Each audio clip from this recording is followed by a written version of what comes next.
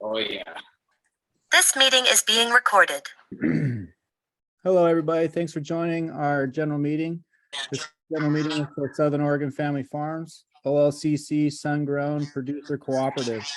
Our main goal in our producer cooperative is to help solidify craft cannabis farmers as a part of this industry moving forward. It's also to increase efficiency and our abilities to compete with the corporate cannabis model. Our goal is to share resources and efforts to help market our businesses and distribute our products directly to dispensaries and maintaining the sales outlets. I would like to maybe pass the floor to some of our farm members to do a quick introduction into each of our farms. I'll start. My name is Aaron Getty with Special Branded. Our brands are Black Bottle Cannabis Company, and we also have an MD Remedies brand. We are sun-grown. We're right at the confluence of the Applegate and the Rogue Rivers. We plant in native soil. We have two different native soils that we plant in, a clay and a sandy loam. They're both different ways that we manage those fields based upon the medium we're growing in. We do our best to grow organically, though I have not fully implemented an organic methodology to scale yet. Still struggling with the cost and yields based upon my efforts, but we're always growing, and I'm definitely really appreciate being a part of a group of so many proficient growers because I need the help. So I'll pass the floor next to Kristine of Southern Oregon Moonshine. Hi, I'm Kristine, Southern Oregon Moonshine, a sun-grown outdoor tier 2. I have rows and beds, raised beds. They're 6 foot wide, 248 feet long. I have 20 of them. They're 1 foot deep. My soil is not conducive for growing in. It's to kill macabre loam, so too many rocks. So I build my own organic living soil in raised beds. I use as organic practices as I can, but I do supplemental feed with some salt-based nutrients. My pest management program is completely organic and biological. We have a very long and lovingly thought out curing process. It's a minimum of 30 days on the line and 30 days in the curing chamber before we hand shuck, buck, and trim. And that's about it. Let's pass the floor to your partner sitting next to you, Circle D Farms. How's it going? I'm Devin from Circle D Farms. I pretty much grow the same way as Kristine. We kind of had to script some scrub oaks and some brush and make our own farmland, and we brought in soil, and we've been amending with compost and other amendments. It's getting better every year. I would say it's really starting to be organic living soil. We do salts, biological bugs, and that's pretty much it. We've had a co-op since 2017, sharing workforce and resources and genetics. So here we are. Thank you very much, Devin. Let's pass the floor to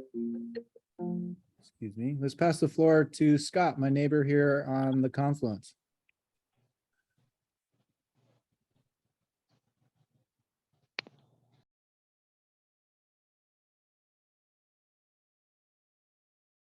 You're on mute. Sorry about that. I muted everybody because there was some feedback.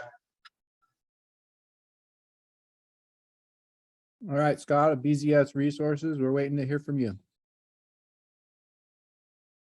And Scott, you're muted.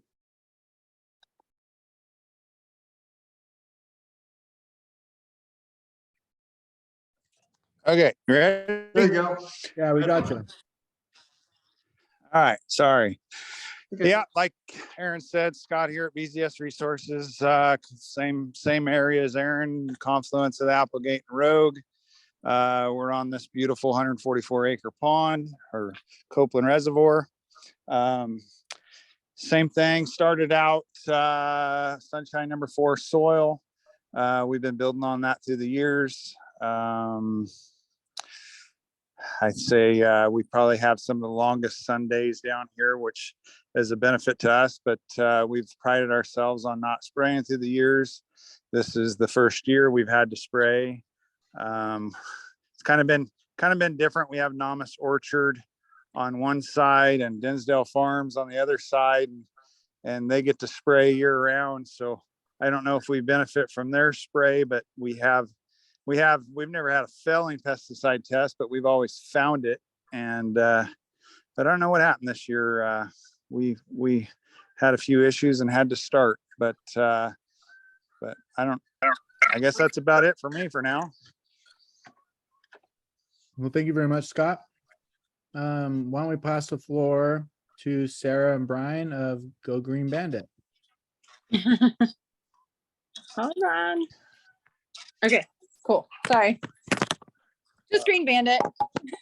Not Go Green Bandit? Nope. The domain name Green Bandit is being held hostage for like $40,000. So our website and Instagram and everything is Be Green Bandit because we want people to be green and environmentally, conscious. Anyhow, we're Green Bandit. We're located outside of Eagle Point on Brownsboro Highway. And like the rest of the crew, we are sun-grown farmers. And we just have a lot of emphasis on growing in the natural soil. We use organic fertilizers and amendments and pesticide management. And it's been working out really good over the years. Building soil is definitely something that really works, and it offers a lot of economical and quality benefits, we think, to the plant. So, and that's us. Just do our best, harvest the weed as quickly as we can, cure it, take good care of things. The care that you guys do towards your plants shows in the top shelf of the Leaf Bowl awards you've won. Oh, thank you. Yeah, you guys rock. You guys rock. You always do a great job of reminding us about that part that we forget to share. You guys have a stellar feeding program, and you guys have awards to show it. I really look up to you guys for the work that you do for not just the plant, but for the biome and the earth, and helping steward many people to follow in your footsteps. I can't help but use some salt-based I'm nutrients. gonna go move those logs. Can't help but use some salts to supplement my program. And just want to give you guys that shout out. So Thank you. Yeah. we also have Tyler of Kumba Hills. Or if we, I'd like to pass the floor to. He's Tyler, before you had the floor, we have Patrick of Roganja, also known as Massive Seeds. He's going to get the floor and introduce himself and the farm. Hey guys, it's Patrick here from Roganja. Sorry about being a little down and negative last week, saying blah, blah, blah at the end of my little deal. Is kind of like, whatever, feeling a pinch and wasn't totally positive. But we're Roganja, tier 2, grown in the sun, grown in the living soil that we've built over the probably 10, maybe 11 years now. We grow everything from seed that we, 99% from seed, I guess, that we make our own seed genetics. And we start, sometimes you forget about what you do until you kind of have a realization. And one thing that we do that's pretty cool and unique is we start our seeds in June or May under the natural sunlight. They never see a light. So it's kind of cool to break the cycle of the clones and just kind of be all natural. This year with the seeds, we haven't sprayed for one bug, although we do have some of those caterpillars. But other than that, we're, pest free, spray free. We use all organic inputs. We, cover crop amendments, and then throughout the growing season, just organic liquid feed. So yeah, it's pretty cool. We try to do keep it pretty basic and try to grow some of the best cannabis that we can out there in the Rogue Appalachia. We called it, I guess, the Rogue Terroir. My brother's named that like 10 years ago. Anyway, Patrick, you're also one of the groups that's dedicated to organic feeding 100%, and you used to be certified kind. I really appreciate your efforts for not just the plant, but for the world, and helping us all to understand, the benefits of bringing fully organic cannabis to market. So myself and many look up to you for that effort that you're making. Keep it up. I want to pass the floor over to a new member of Tyler of Kumba Hills. If you could give us a short introduction into yourself and what your operations look like, we'd really appreciate it. Absolutely. Tyler with Kumba Hills. We're located in Weimar, Oregon, almost to the end of Pleasant Creek Road. We're a tier 2 light deprivation farm, sun-grown light dep, and we run beds that we brought soil in because our actual native is granite, but we've been building that soil since 2017. It's living soil, although we do run a hybrid system that has some salt-based feed with that. I also have not been able to build a proper, fully organic, scalable system that matches the yields and the quality level that's required from the light dep tag. Although we're working on it every season, getting closer and closer. We also run a pretty good sized clone operation, somewhere in the neighborhood of 30 to 50,000 clones a year. And that's pretty much it. Awesome. Well, thank you so much. I appreciate the intro, Tyler. I also really appreciate your interest in joining the cooperative. I think someone such as yourself would be a great resource to add to the group. You uphold the quality and the things that stand for a small family farm around Southern Oregon, let alone your personal character is not only recognizable, but you also have references of other members as well. And we look forward to your participation in the group. So thank you so much for attending these meetings in harvest time. It's a really tough time to make the meetings, but I appreciate everyone's attention to the calling as far as keeping this energy going moving forward.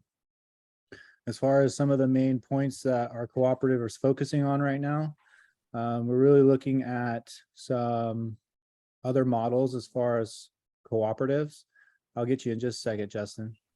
We're looking at how we can professionalize the group and really look at advocating for moving forward and representing a large majority of Southern Oregon family farms, because this group was initially created to solve some short-term cash flow issues and keep that momentum moving forward. As the momentum built, we recognized the opportunity to be a part of the larger picture, which is more representing the different terroirs around the region being West Coast, even the whole legalized cannabis movement, and helping to educate consumers so that we are not put out of business, because currently the markets is a really difficult market to compete in or stay afloat. Justin, you had your hand up. I wanted to open the floor up to any other members that had some points that they maybe want to touch on that I didn't do the best job at touching on. I Justin? was thinking about introducing myself. Oh, sorry, Justin. Yeah, go for it. Be included. No, but I'm nobody important really, but definitely Yes, don't. you are. Like you guys are all on a pedestal in my mind, but yeah, Justin Botillier, CEO of Calyx CPA in Medford, having been a tax account in the industry for now, since 2014, 2015. Fully niching. We have about 200 clients in the cannabis industry now, so you might not know many other people who have talked to as many other people in the cannabis industry. But I definitely know the ins and outs of the industry, and I know that taxes oftentimes are like a business's #1 expense, so don't neglect it. And we could save you from a lot of pitfalls administratively. So if you want to have a consultation, free consultations for everybody in this group here, free consultations. Make it rain. Make it rain consultations. I had a question for you, Justin. Sure. And the question is about with your experience and what you're seeing with cannabis farms such as ourselves, family-run small operations, which small operations would be considered a tier 2 nowadays, which is also kind of flabbergasting in itself. So if you wouldn't mind talking to us all and or the viewers that might be seeing this, what some of the landscapes and some of the difficulties that family farms are facing in times like this and also moving forward. Yeah, well, really, you know, the intention of Southern Oregon Family Farms and my early on in my involvement was for all of the same reasons why everyone is here now. It's nothing new. Like that landscape is this, what we discuss here is the actual, like what is actually happening for farm owners, and not just outdoor farm owners, but indoor growers as well. Everybody is suffering a decrease in sales price and an overabundance of product. There's been a lot of movement in the black market side of things. And so where traditionally that might have been like a little bit of a pressure valve, that's no longer available to us at anywhere near where it has been historically. So at this point, we are now starting to be confined to the local Oregon market and really have to make maneuvers in order to gain that market share. And of course, you're going to have the growers that are selling weed for $100 a pound. They're selling at a loss. There are big players who have moved in that are willing to just drip money in and lose it to gain market share and to hold their position in the market, so that when interstate commerce happens and prices increase, then they're going to be in a good position. Meanwhile, people are actually living off of their sales, like you are being undercut, and of course we have to educate the consumer to realize that good outdoor is just as good as good indoor, if not better. And we have to educate the dispensaries and the bud tenders to let them know that, hey, you could actually make a little bit of money here by selling good outdoor for a little less than good indoor, and you're going to pay a lot less for it as well. But at least the overhead expense that we have when producing as outdoor growers is less than what indoor growers typically are having to put in. And that's great, you know, it's a win-win-win because it's also sustainable growing practices. So that's what I think the current environment really is like, and that's why we are here right now. Thank you so much. We see that in the farming sector of outside of cannabis, that small family farms succeed through cooperation. The rarity of a family farm being able to survive on their own off of the outside of a farmer's market model is rare, if not, yeah, I guess rare would probably be the term to explain it. Does anybody else want to talk a little bit about some of the situations that we're in currently? If not, oh, hi, Rhea is a part of the call. Rhea, do you want to take the floor a little bit, introduce yourself, and whatever else you'd like to talk about? What are you guys talking about? Well, we did a little bit of a farm introductions, and then we're also talking a little bit about the current market currently. So if you wouldn't mind introducing yourself, of Millerville Farms, and some of the perspective you share currently. All right, so me and my husband have Miller. Who's on here that's new? Tyler? Tyler, yeah, he's the only one that's considered new, although he's been participating in several meetings. So it's really just the group, but we are on recording, so there are people that get to watch the Oh, gotcha. Gotcha. Like, y'all know me. Yeah, Rhea from Millerville Farms. Me and my husband Matt have a farm in Cave Junction. Your Wi-Fi seems to be a little bit less substantial compared to where you were, but it seems like you got some good Wi-Fi right where you're at now. Don't move. Don't move, or if you stop the video, then it sometimes adds a little bit more bandwidth. So can you hear me? Yep. So I don't know. I've been out in the world, but it seems like there's reasonable movement. I think the value of cannabis is low, but just trying to stay alive. Cool. I don't know. I don't have too much to say about it.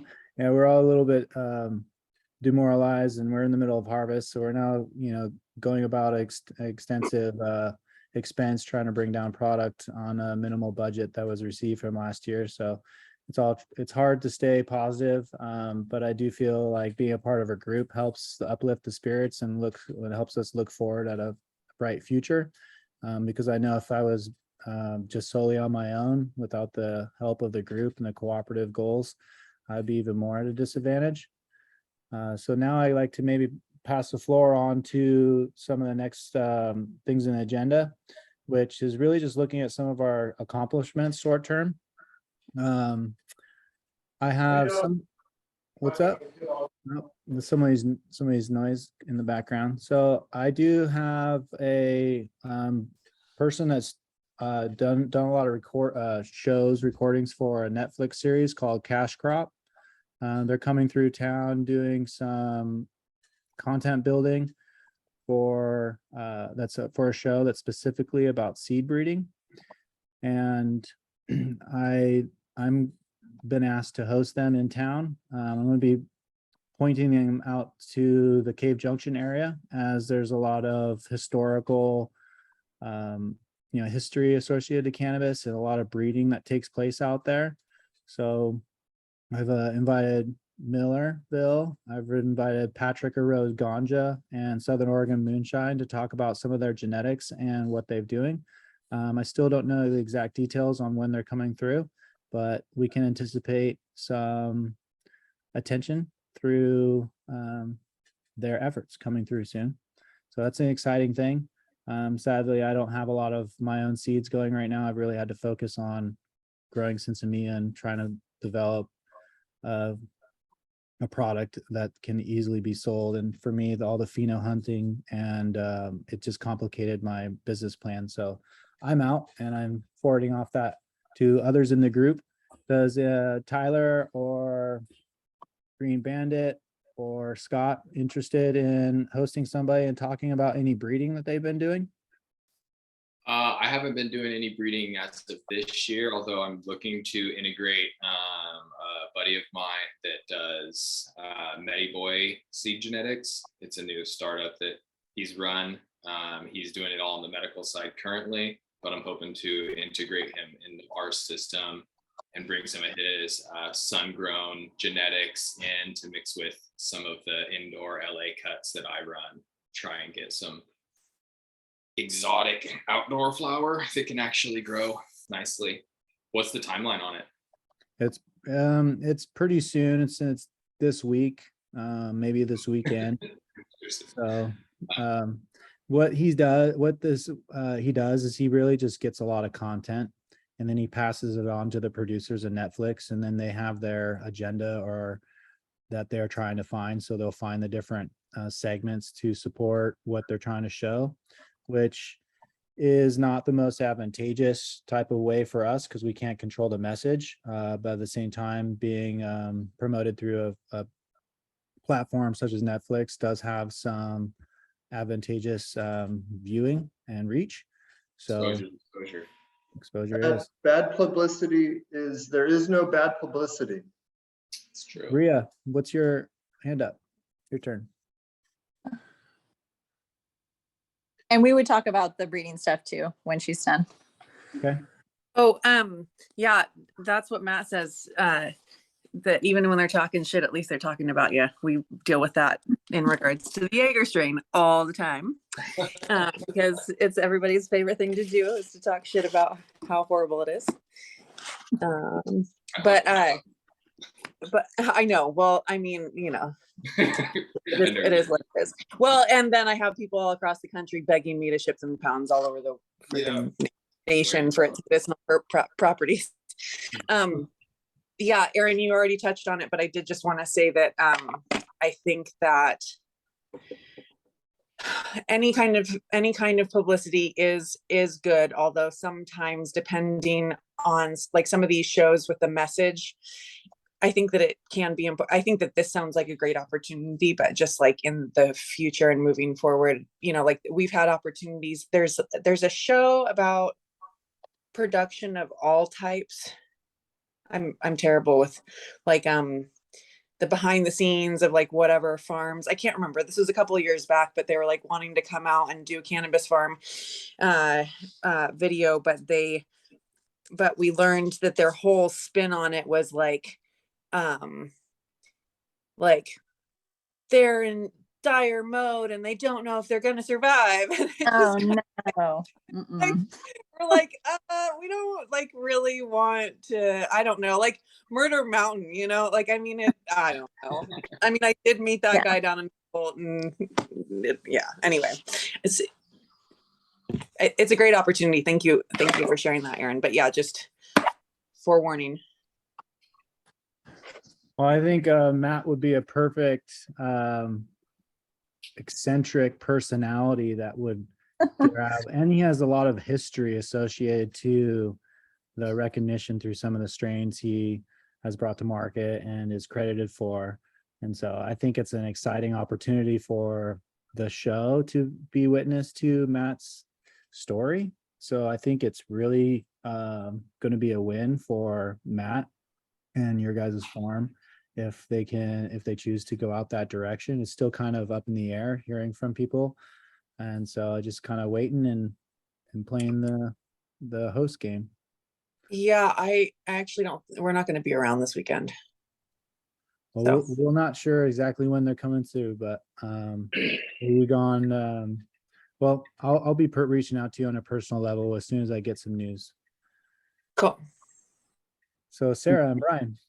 Yeah, we sorry, I had to step away for a moment and get somebody going on a project, but Sarah let me know about this video or this Netflix show. It's about breeders, right? And so we do a little bit of pheno hunting, not every year, but kind of like every other year, we'll get the courage to take some seeds and do a small pheno hunt. And so I can't speak from the level of being like a seed breeder, but I could say that there's a lot of value. We know the value of having found a good phenotype that you like, and we grow from clone, but we grow a pretty unique menu.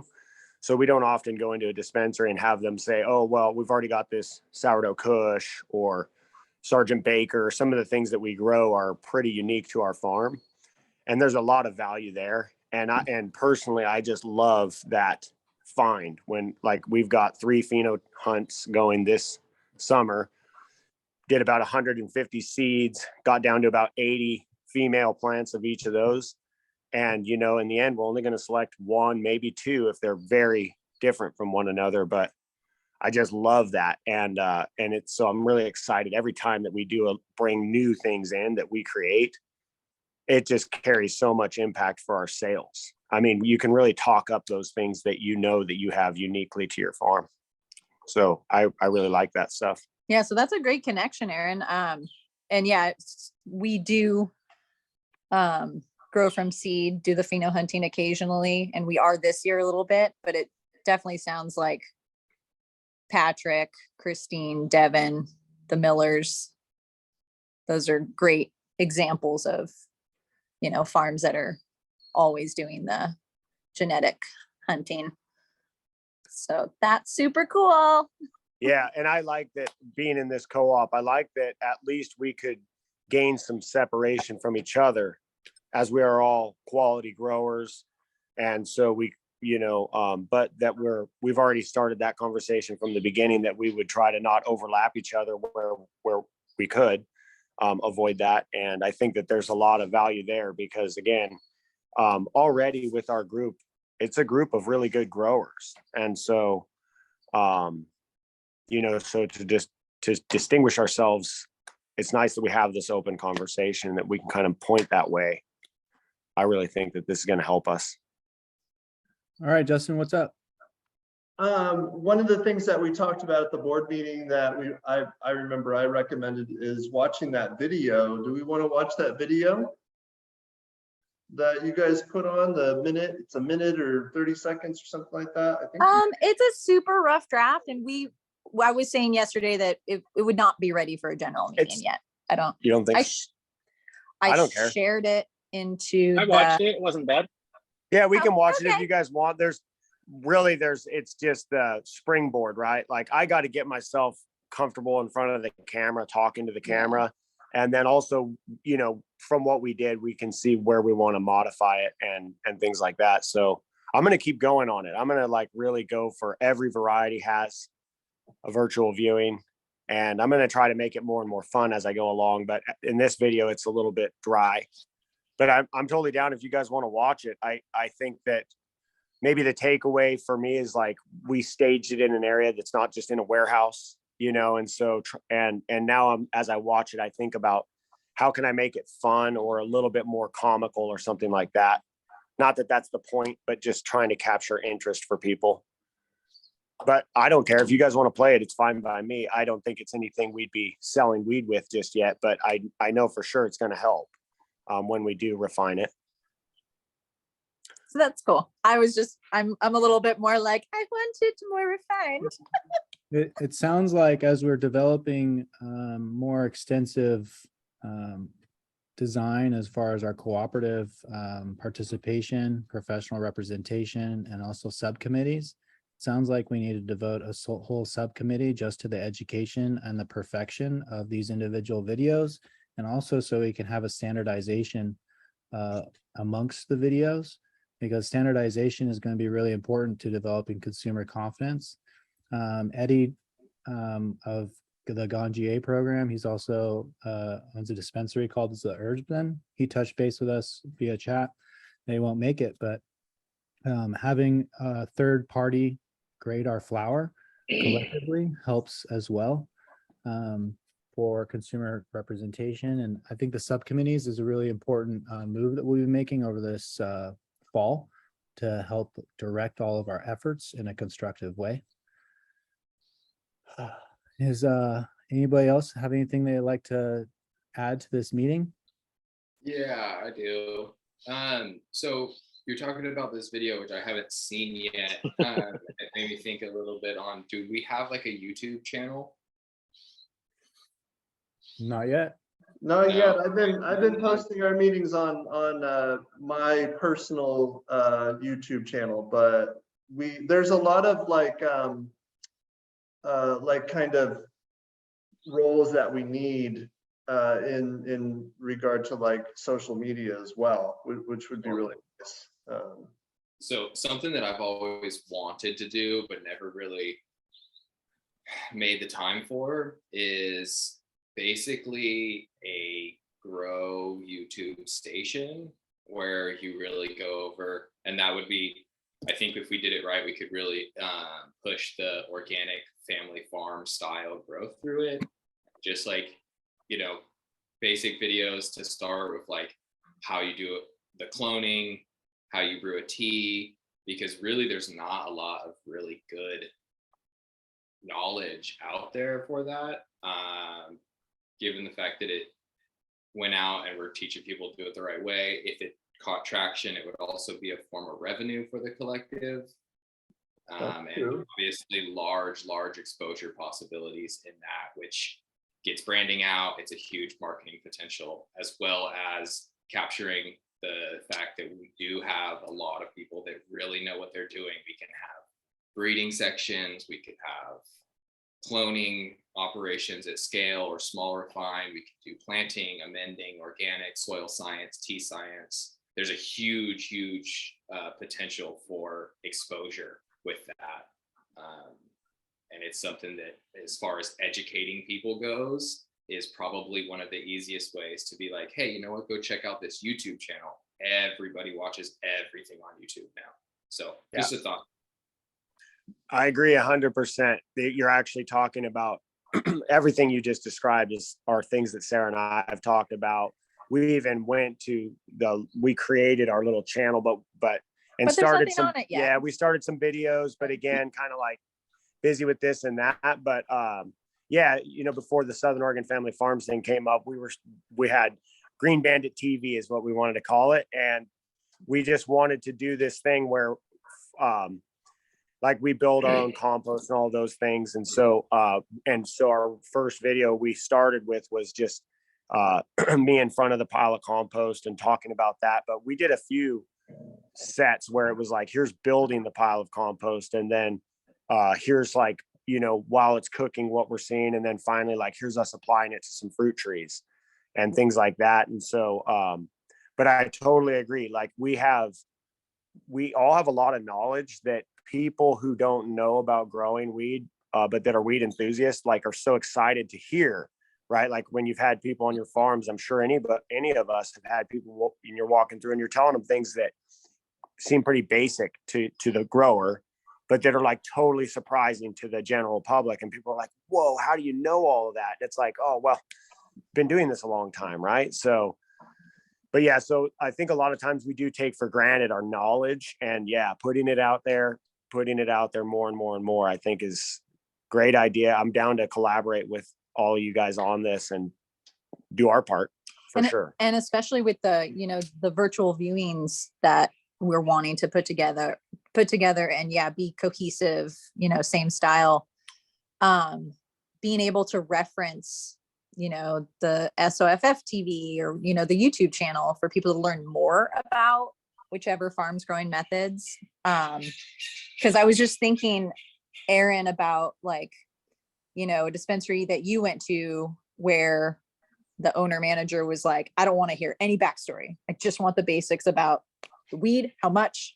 I just want that. Whereas Eddie is a dispensary owner that he's like, I want to know about how you grow. I want to know where this is coming from so I can teach my customers. So you've got, like, the spectrum of, needs and wants from that. So it's kind of cool where, like, the 60 seconds or so of a virtual viewing video per strain can get pretty hard to be succinct in 60 seconds. So it's like, talk about this, and it's like, learn more about our growing methods or organic methods or whatnot from the YouTube channel. So it's this all sounds like good stuff to work together. Yeah. And one of the things that is the hardest thing to do, in my opinion, as a farm, is reach the consumer.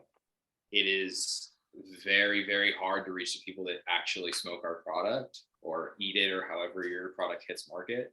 And Leap Farms, when I worked with Bo, that was one of the things that we were actually, it's like, exceptional at. And what we did it the old fashioned way of, like, we went to all the parties, we went to all the shows, we went everywhere around the state, and we just geared up and, like, we're party fun people. And we got brand exposure just because everything that we would wear would say Leap Farms, and we would just go have a blast with people. At one point it was like, we'd walk around Eugene. If you had any Leap gear on, like, people would just yell at you on the streets. Like, they were like, yeah, you guys are fucking awesome. But it's expensive to do that. Branding that way, I don't think that it actually constitutes a W. But we can potentially reach consumer market with YouTube pretty easily. I mean, you could even put a RFID on packaging that takes it to the YouTube channel that talks about stuff for the customer and things like that. So I would be willing to dive in with whoever is interested in it and kind of dig deeper and see how that goes, if it's something that we want to try. Patrick has his hand up, but I want to add something on that too at some point. Same. This is for Tyler. What's a few of your strains you're pumped on right now that you're growing or producing, and like your sales, as far as your sales, how are they going, and like what's your price point right now? Would you say, if you don't mind sharing? So right now, some of the ones that I grew in production this year that I'm extremely excited about is GMO Cross Sherb Crasher. It comes out, it's a really nice producer, super triked. It has a bluish hue to the flower, and the terpene profile, once it's cured down, it smells exactly like raw cake batter, like right before you put it in the oven. It's probably my favorite thing on the property currently. It's also an extremely good seller. We actually get more money for it.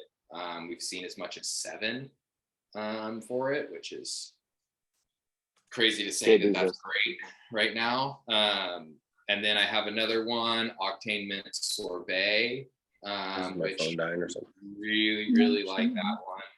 It's a heavy gas. I got a peach mimosa that is probably on my top 5 list. And then as far as new genetics that I have coming through that were in our genetic lineup this year, that we pheno hunted, I have a Platinum Zookies and a Platinum Gushers, which are both phenomenal. Really excited to put them into production next year to scale. I got an LA Kush Cake, which is new to me. I hear there's still a little bit of it around the market, but it's still fairly fresh. Yeah, those are probably the ones that I'm the most excited about that we have right now. And we try to keep 20 active strains, and I like to bring in about 8 each year that we do as like a pheno hunt. That way the ones that maybe have been alive longer and they aren't doing as well from our mom stock, or if I see issues, or one of the big things that I'm trying to mitigate is bugs. So if I see a strain that's just very susceptible, even if I like it a lot, it goes directly to the bottom of my list, because bugs are obviously a serious problem. No one wants to spray them when they have to. I'm curious about your LA Kush Cake. We have a cross that might be very similar. It's I believe it's a LA Kush, LA Jungle Cake, LA Kush. Yeah, LA Kush Jungle Cake cross. And it's beautiful. There are a few phenos in there that are like spectacular, that I'm like, yes, one of these is going to be the winner, but I didn't get very terpy aroma off of it. So it's more like visually like, whoa, that weed is baller, but it's not the strongest terp. I'm always kind of hunting for terpenes. Yeah, no, it's huge. And in this whole pheno row, I just don't get any that have a real strong smell, but it's not absent of aroma. I just wondered if your LA Kush Cake is like and if it has a good aroma, what is that you get? Mine is super heavy gas, and it's nice, extremely potent. It's beautiful flower.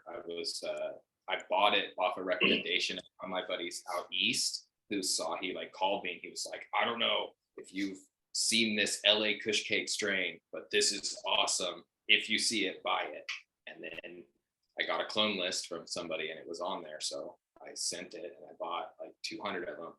And I'm glad I did, because they're really nice. It looks a lot like a wedding cake that I've had previously, except for it's bulkier, it's denser, and the nose is maybe even a little bit heavier, which is saying something, because the wedding cake was really nice. Nice. So thinking about the YouTube stuff, something that I just want to mention is that I'm going to be thinking about what videos I would like to do. And I think that each of us have unique things at our farms and we have unique interest. And so some of you guys are really good at breeding and you understand what's going on there, and you could talk about that in a way that I could. So, like breeding could be someone else's highlight. What I would like to talk about would be composting and soil management, and also some mushroom beds that we've been working on that are going to become part of the farm and part of the biological the loop, closing a loop of taking a lot of the product that's grown on the field and feeding it to mushrooms, and the mushrooms feed the plants the next year. So, but anyway, those are my points of interest, and maybe you guys want to think about the same kind of thing. What are the points of interest that each of you have?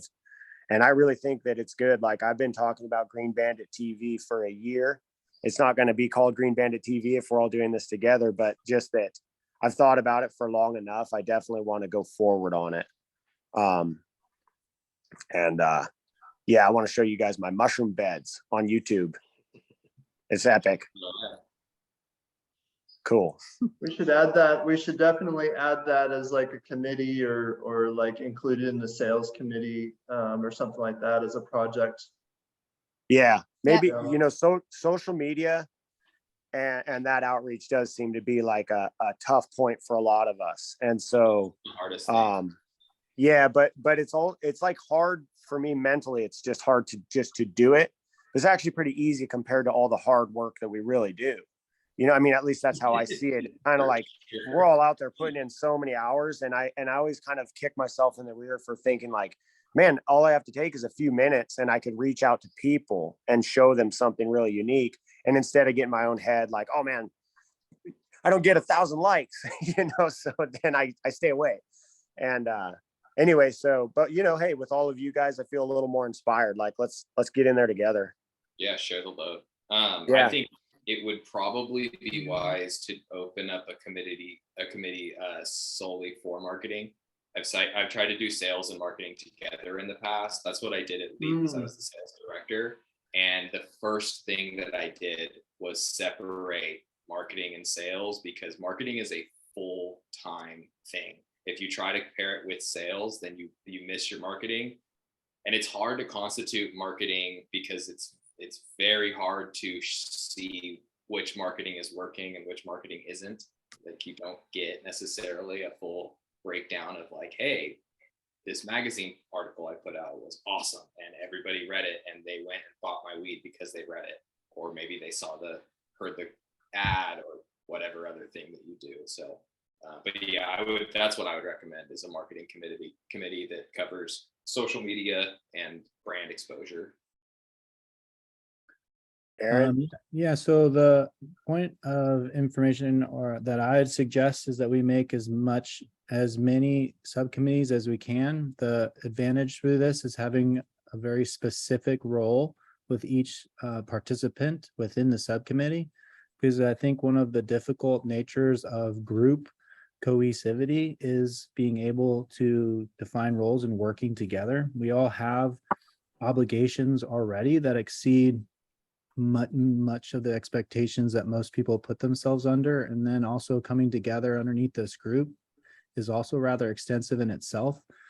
So the opportunity to have someone have a defined role, that this is the specific task, really simplifies what their input directive is, and all that work trickles up, and the opportunity to put it together can always come together. So I would second that same thing that Tyler says, that not only separate sales from marketing, but breaking down marketing into its different categories, having its own subcommittee just based upon our content associated to YouTube, having another, and we might not even want to mix any of those in with outreach for magazines or outreach for any type of content building.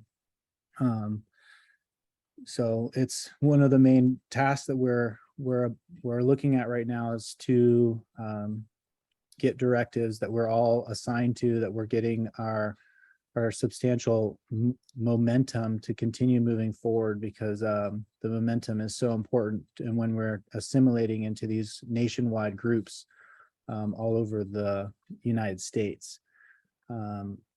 Rhea is no longer a part of the call, it looks like, but Rhea has been part of several nationwide initiatives that would be really nice to help talk about some of those, because I forget all the different initiatives that she's doing and part of all the different movements around the states. But Oregon is in in that conversation or wants to be in that conversation. And Oregon's kind of left out currently in the nation.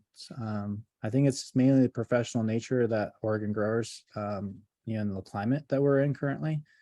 But that's a little bit of a current that we face. So also another thing, when we started the co-op, we were pretty had pretty defined criteria for joining the group.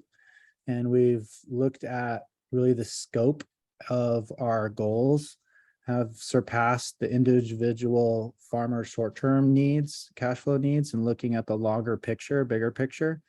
And with looking at the larger picture, we want to be inclusive of the different farms around the state. And there's a drive internally to look at how we are able to create a criterion that is inclusive and allows for family operations of the various different roles and sizes. One of the things I task myself with, we don't have a committee on that yet, but it's new member education and outreach. And I didn't go through the trouble of inviting people to this general meeting this week because of the burden that all of us, but also the new members are on currently trying to harvest and go and get their crops in. But I will let the group know that there is some really big momentum going with what we're doing, and the initiative for farms to be a part of the group, no matter their size, is of great importance. So there is some really great stuff. I brought some cool participations last week, but really it's just continuing to snowball. So I want to just give assurance to everybody that because there's not a whole bunch of new participants on this meeting, that there is a lot of stuff going on in the background, of which, I can use help. So by all means, moving forward with getting these directives and different roles is really important for the group's goals, because I can only do so much, even though my personality may cater to this type of role a little bit better than a hands-on farmer. I try really hard at farming. I've been being better, but the opportunity to do something that I'm passionate about is really exciting to be a part of this group, because it's one of my just passions for life. It's like an innovation type effort, and I really enjoy the opportunity to work with fellow farmers, and with it looks like Eddie's a part of the call now. Thank you, Eddie of Herbsman, to join on. And is there anything else that we'd like to talk about before we get back to harvesting? It looks like Eddie's still on silent, but is there anything anybody would like to talk about before we end this call?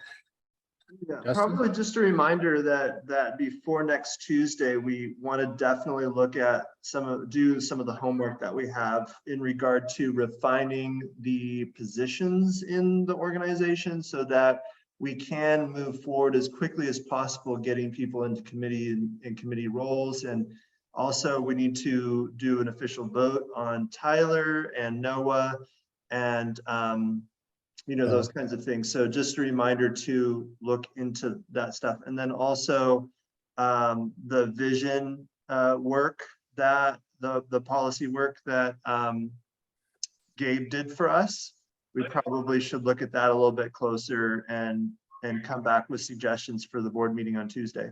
Yeah, I think that goes hand in hand. Sorry, just as we have our homework with the documentation from Greenlight to look through that, and also the ethics, values, mission statement stuff from Gabe. Obviously, those go hand in hand, and I think with all of us going through that from now until next Tuesday's board meeting, seems like we should get together. Something I wanted to bring up about developing subcommittees is I think that we should also be considering expanding our board members' roles. Traditionally speaking, the experience I have with the boards that I've been a part of, currently we have 3 defined roles: president, secretary, and treasurer. And if we were to expand those roles, we would ideally get to 5. But the 5th role is a little bit undefined at this moment. The best one that we've came up with so far is the Sergeant of Arms. The Sergeant of Arms is not the most applicable role currently, but it will be an applicable role moving forward when we have dues and requirements associated to farm members. So I wouldn't say that we're, it's too early to do something like that. The main reason why I would like to expand the board is so that we have mainly a vice president role in itself. That responsibility of the vice president is to oversee subcommittees. And I think if we're going to develop a bunch of subcommittees, then who within our 3 board seats is tasked with that role. So I might, move to not vote, but move to kind of assure that my opinion as far as how we would do that would be first by expanding the board, and that's once we've expanded the board, then we also have our subcommittees defined, and then we'll look at voting in leads on those subcommittees. And that goes also hand in hand, and all these things need to be addressed, but we have kind of gone back and forth about how many people we want on the board. At first, or not on the board, but as farm members. And at first we were kind of like, well, let's limit it to 10 because that's like a healthy amount of farms to produce, to be able to produce the product and vend the product on the menu. And we're very focused on the menu. I think that our outlook has now kind of expanded a little bit towards like becoming a real, like, a really recognized organization within this community. And even in the Greenlight Law Group article or that paperwork that you sent, it even says that, it actually is open to, it recommends that you're open to the entire industry as long as they meet your criteria. So we have to like kind of discuss that. Like, do we want to have a cap on the number of farm owners we have now? Or do we want to consider opening it up to more farm owners? At this point, if we vote on Tyler and we vote on Noah and they're both in, we're at 10. So we have to kind of go back to the drawing board on, are we going to open this up? Because of course, if we have all these committees too, we're going to need people, to get in the committees. And 10, I don't think is going to cut it for everything that we want to do. Not that I want to discuss it right now. I'm just saying we do need to discuss that, I think. In that number that you quoted, 10, is Bo of Leap Farms in that number? No. So that's not at not this time. Yeah, because we have 8, and then with Tyler and Noah, that would be 10. And yeah, I think so Bo is right in there with us. So why don't we say Bo and Tyler, and Noah would put us at 11. yeah, well, why don't we talk about if we want to have a cap or not, and then we can also talk, depending on the cap, if we could do 11. Has got his hand up. Has Bo applied to be a farm member? Bo, as of, I haven't looked today, but I have not received his application yet. Okay, so then that's part of it. Yeah. But yeah, I think it would be good for us to, as we continue to iron out the details of, really exactly what is Southern Oregon Family Farms. We can identify what does Southern Oregon Family Farms provide to everyone who's going to be a farm member. Because I guess we're part of the board. We understand that it's all moving, and what this can offer us is subject to change right now. But like long term, I think if we understand like what could the farm member expect to receive from Southern Oregon Family Farms, that'll help us to know how many people could we bring in, because like right now our sales effort is nil. And so if people want to join in to have help with sales, they're not going to get much out of that. But yeah, just that kind of thing. What do we offer to the basic membership? I was going to expand on what you said there too. And I agree. The expanding idea is to also, for attracting farm participation, is they want to really understand what the benefits are by joining our group, because they're bringing resource, they're bringing their time.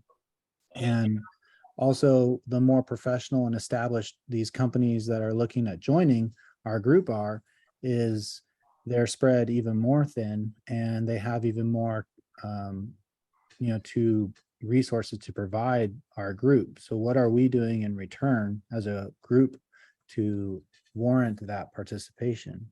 Tyler. So with me being new, I kind of got maybe a different perspective on this specific topic. So me, I was approached by Aaron. I was referenced from Bo. Bo called me, gave me a breakdown about what you guys were doing as well after Aaron and I spoke. And, I wasn't necessarily looking at it as an opportunity to boost my sales. And I think it's something that should be heavily considered upon new members at this point, since we aren't fully defined. If you're going to pick up people that are just looking to be like, I have product, I don't know what to do with it, I need help to sell it, those are maybe dangerous people to bring on to a starting organization. You should be looking for people that are like, hey, you know what? This is a great vision. I'm willing to work at it and help it become something, because that momentum is going to be a person that's coming in to help us continue to define and expand. And then at some point down the road, when we have better sales patterns and numbers and stuff, then at that point we would potentially look at more towards people that are really in more of a sales need, instead of being just like a conglomerate member, if that makes sense. It does. Thank you. I guess sorry. I just wanted to plant like a little seed for maybe the future. Just going out on the road and working with dispensaries. Seems like more and more dispensaries are getting vertically integrated. Like all of a sudden, like, Top Crop now has like a couple, or not Top Crop, but someone, Treasure Valley, they got their own stuff going on now. Another dispensary we used to work with in Portland, they got their own, and it's just like really getting like, damn, these guys that are making money are going to the vertical integration style. And I guess my little seed I'd plant would be that I've always thought that a co-op would have a dispensary where we could control at least some of our product. And I know that's like not really what we're doing right now, but just like the future, I think that would be killer. You'd have your placement no matter what, because you're in the Southern Oregon Family Farms. So you would have an allotment of items to be placed. You could have your own, price. It wouldn't be just such a disaster out there.